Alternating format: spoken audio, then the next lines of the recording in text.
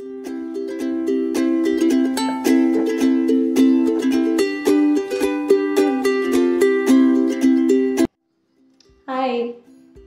तो आज की वीडियो में हम बात करने वाले हैं how I scored 8 bands in 1 weeks time.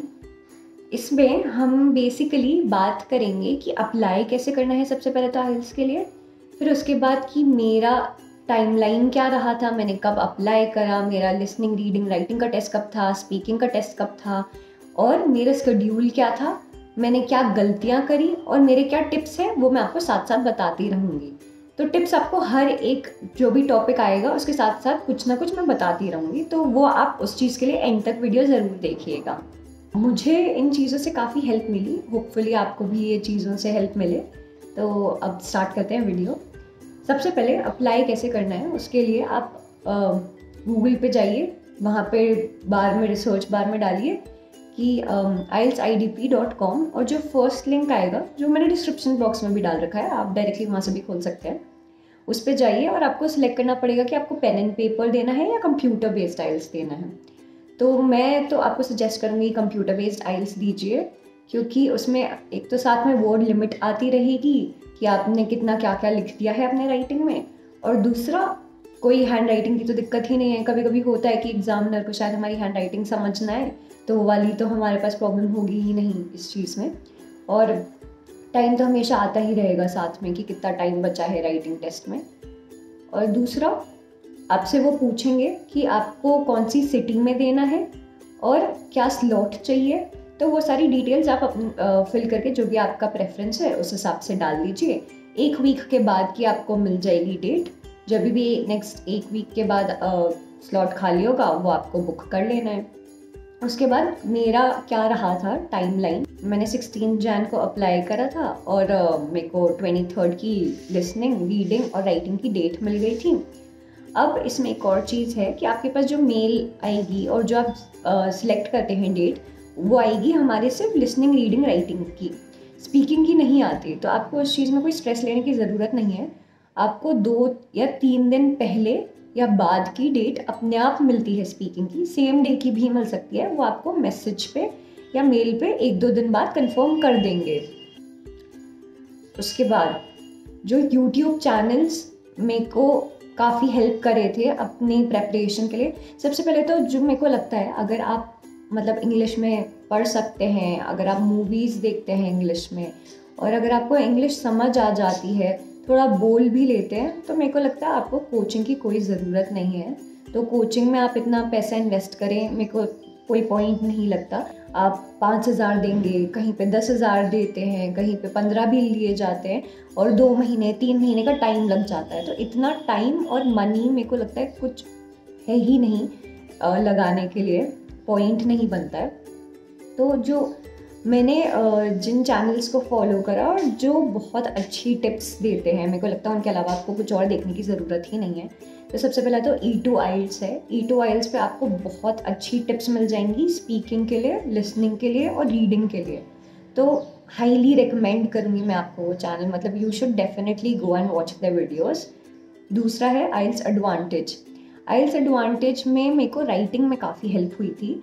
आपको वहाँ पे अलग अलग मतलब पाई चार्ट हो गया, लाइन ग्राफ हो गया, बार ग्राफ हो गया, सब पे अलग अलग वीडियो बना रखी है। ऐसे पे भी अलग से वीडियो बना रखी है उन्होंने, तो आपको डिटेल में समझा देंगे वो कि आपको कैसे क्या प्रिपेयर करना है, कैसे लिखना है, क्या फॉर्मेट रखना है। और तीसरा IELTS लिसनिंग टेस्ट और करियर जोन मोगा, ये 2 चैनल्स हैं जो कि आपको हेल्प करेंगे लिसनिंग और रीडिंग की प्रैक्टिस में। बेसिकली इन यूट्यूब चैनल्स पे टेस्ट्स आते हैं रोज़, तो आप इन टेस्ट को रोज़ कर सकते हैं, तो आपकी प्रैक्टिस होती रहेगी। उसके बाद मैंने अपनी प्रेपरेशन कैसे करी, मेरा शेड्यूल क्या था, तो मेरा कुछ ऐसा था कि मैं 2 घंटे सुबह प्रिपेयर कर लेती थी और 2 घंटे शाम को कर लेती थी। मेरे को लगता है उससे ज़्यादा की ज़रूरत भी नहीं है, थोड़ा बहुत सबका अलग अलग होता है, तो आप अपना देख सकते हैं 1 घंटा ऊपर नीचे करना है आपको तो, लेकिन अगर आप 2 घंटा सुबह करें 2 घंटा शाम को करें उतना काफ़ी है। तो अब इसमें सुबह जैसे मैंने टिप्स देख ली, सुबह 2 घंटे में मैंने वीडियोस देख ली कि किस तरीके से मेरे को अप्रोच करना है, क्या मेरे को मतलब किस तरीके से पढ़ना है, किस तरीके से मेरे को फॉर्मेट फॉलो करना है, वो सब मैंने देख लिया। उसके बाद जो शाम के 2 घंटे हैं उसमें मैं टेस्ट कर लेती थी। तो लिसनिंग और रीडिंग का टेस्ट करना तो बहुत ज़्यादा इंपॉर्टेंट है, वही आपको सारी प्रैक्टिस वहीं से मिलेगी। दूसरा मेरे को लगता है स्पीकिंग के लिए आप कैसे प्रैक्टिस कर सकते हैं कि आप खुद की ऑडियोज़ रिकॉर्ड कीजिए। खुद की ऑडियोज़ रिकॉर्ड करना बहुत इम्पॉर्टेंट है, तभी आपको पता लगेगा कि आप कहाँ पे क्या गलती कर रहे हैं, क्योंकि आप उसको सुनेंगे तो आप अपने आप को इवैल्यूएट कर पाएंगे कि आपने किधर क्या वोकैबुलरी मिस्टेक करी, किधर आप किस चीज़ को बेटर तरीके से बोल सकते हैं, बेटर तरीके से प्रेजेंट कर सकते थे, अपने थॉट्स को कैसे बेटर तरीके से फॉर्म कर सकते हैं।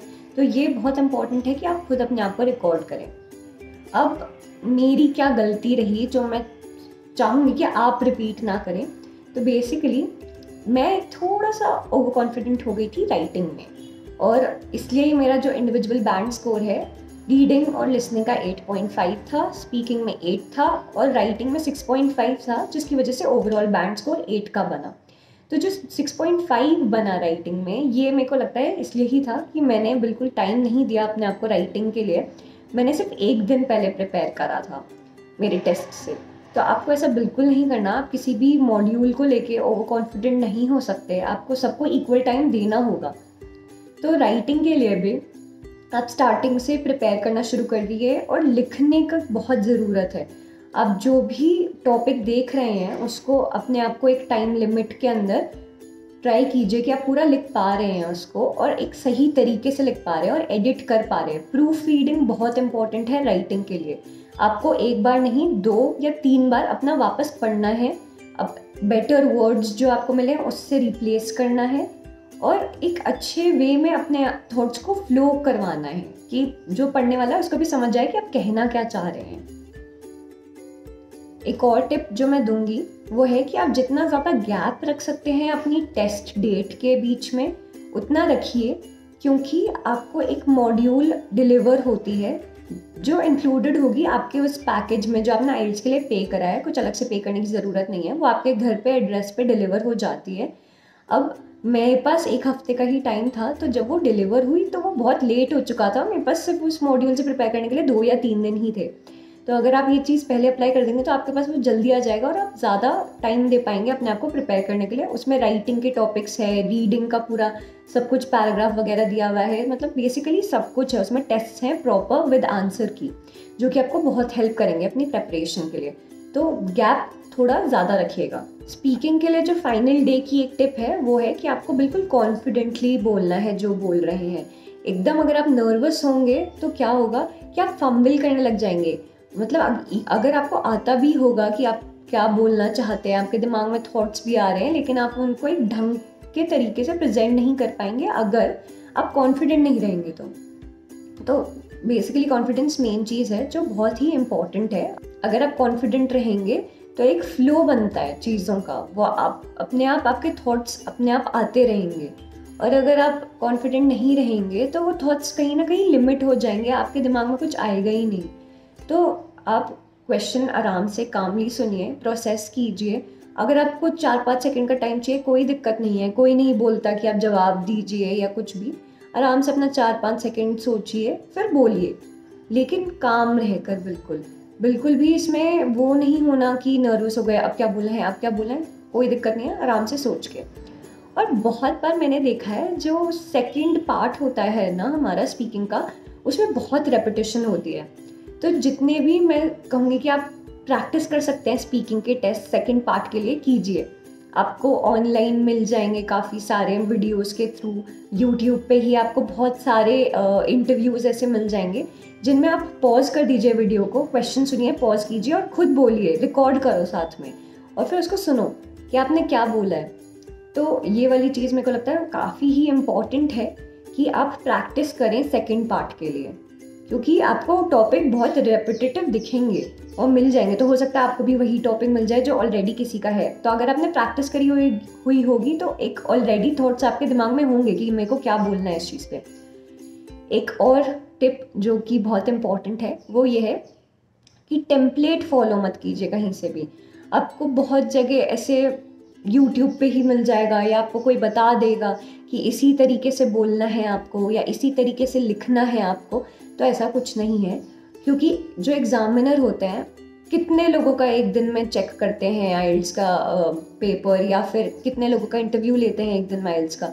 तो उनको सारे टेम्पलेट्स अच्छे से पता है, तो अगर उनको वही सुने सुनाए हुए आंसर्स दिखेंगे या सुनेंगे तो वो आपके आराम से मार्क्स वहाँ पे डिडक्ट कर सकते हैं। लेकिन अगर आप अपना खुद का पर्सपेक्टिव उनको बताते हैं, अपनी खुद के थॉट्स उनके सामने प्रेजेंट करते हैं, तो वो सबसे बेस्ट तरीका है। तो एंड में मैं यही कहना चाहूँगी कि एक कोई सिंगल रेसिपी नहीं है कि इसी चीज़ से सबका अच्छा होगा। सबका प्रेपरेशन करने का तरीका अलग होता है, सबके ऑलरेडी थॉट्स अलग अलग होते हैं। तो फिर मुझे यही लगता है कि आप अपना देखिए कि आपको क्या सूट कर रहा है, आपके लिए क्या कौन सा तरीका बेस्ट है, और वही फॉलो कीजिए। ये तरीका जो मैंने आपको बताया ये मेरे लिए अच्छा था, तो अगर आपको ये सही लगे तो आप भी ये फॉलो कर सकते हैं। तो thank you and that is it for today's video. और अगर आपको ये वीडियो पसंद आई और आप चाहते हैं कि मैं अपने कनाडा एप्लीकेशन प्रोसेस के ऊपर और वीडियोस बनाऊं, तो प्लीज़ आपका सपोर्ट बहुत इम्पॉर्टेंट है, क्योंकि ये मेरी फर्स्ट वीडियो है और मैं चाहती हूँ कि मैं अपनी यूट्यूब जर्नी कंटिन्यू करूँ। तो please please support, like, share and subscribe.